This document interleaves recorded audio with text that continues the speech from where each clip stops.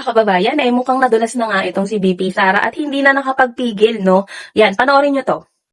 Antayin natin, tapos kunan natin ng picture, tapos ilabasan na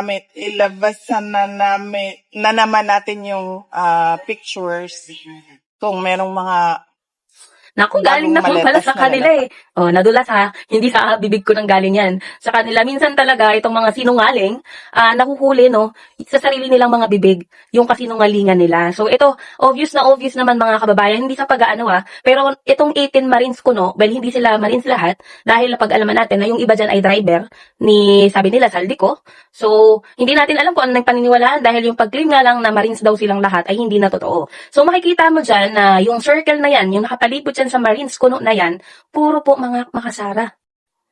Opo, alam nyo naman yan. So, dito alam natin na kumbaga pakulo, pakana lang ito ng mga kritiko ng mahal na Pangulo kasi alam nyo naman na si PBBM ang nagsiwalat ng anomalya no dito sa mga ghost projects sa DPWH. At wag nating kalimutan ha, yung sinabi ni Sara Duterte na may naririnig na siya na ganyang usap-usapan regarding sa mali-maleta. Hindi pa siya Vice President at hindi pa Presidente si BBM. Naririnig niya na yan. Pero ang tanong, may ginawa ba ang tatay niya para mahuli, maparusahan itong mga tiwali at sangkot sa korupsyon? Di ba wala?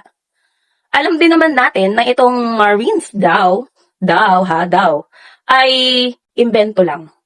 Itong mga bigla-biglang sumusulpot na mga witness nila na magkakaiba yung script. Everyday nai-interviewin kayo, mali-mali yung script nyo, hindi nyo maalala dahil puro kasinungalingan at invento lang.